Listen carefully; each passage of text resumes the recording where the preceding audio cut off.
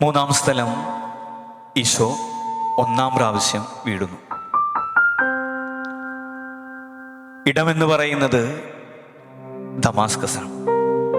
നമ്മൾ പരിചയപ്പെടുന്ന ക്രിസ്തുമുഖം സാവൂൾ, പിന്നീട് വിശുദ്ധ പൗലോസ് എന്ന് നമ്മൾ വിളിക്കുന്നു.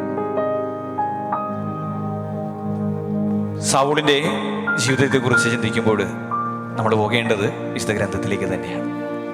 അപ്പോസ്തല പ്രവർത്തനം 9-ാം അധ്യായത്തിൽ സാവൂളിനെ നമ്മൾ കാണുന്നത് ക്രിസ്തുവിനെയും ക്രിസ്തു ശിഷ്യരെയും പീഡിപ്പിക്കുന്ന ഒരു വ്യക്തിയായിട്ടാണ്.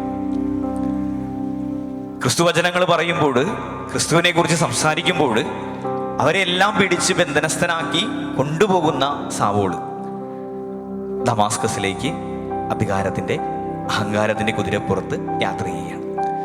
ഈ യാത്ര ചെയ്യുമ്പോൾ സ്വർഗത്തിൽ നിന്ന് വലിയൊരു പ്രകാശം ഇവൻ്റെ കണ്ണിലേക്ക് പതിക്കുന്നുണ്ട്. ഇവനെ കാഴ്ച കാണാമെങ്കിലും ഇവൻ നടന്നിരുന്നത് അന്ധതയുടെ ലോകത്തേക്കാണ്. ഈ പ്രകാശം ഇവനെ വീഴ്ത്തുകയാണ്. അധികാരത്തിൻ്റെ കുതിരപ്പുറത്ത് നിന്ന് ഇവനതാ നിലം പതിക്കുന്നു. സാവൂളിൻ്റെ വീഴ്ച. സാവൂൾ വീഴുന്നുണ്ട്.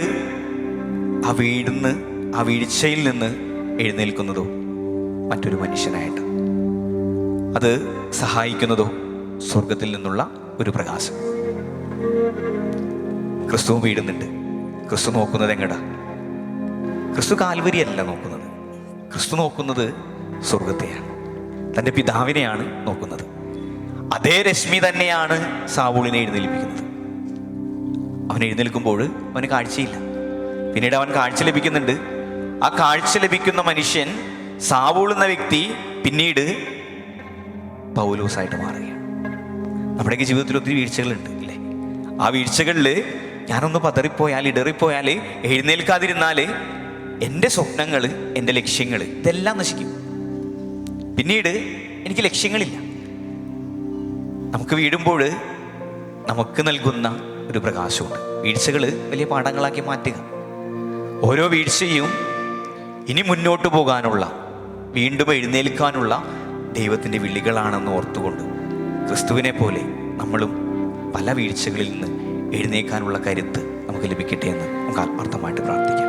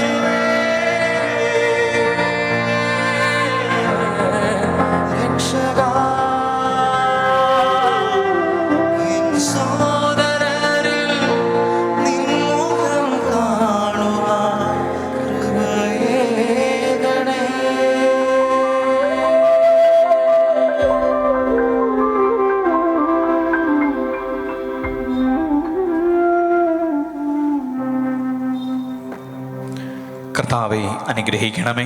പരിശുദ്ധ ദൈവമാതാവേ, ക്രൂശിതനായ കർത്താവിൻ്റെ തിരുമുറിവുകൾ എൻ്റെ ഹൃദയത്തിൽ പതിപ്പിക്കണമേ.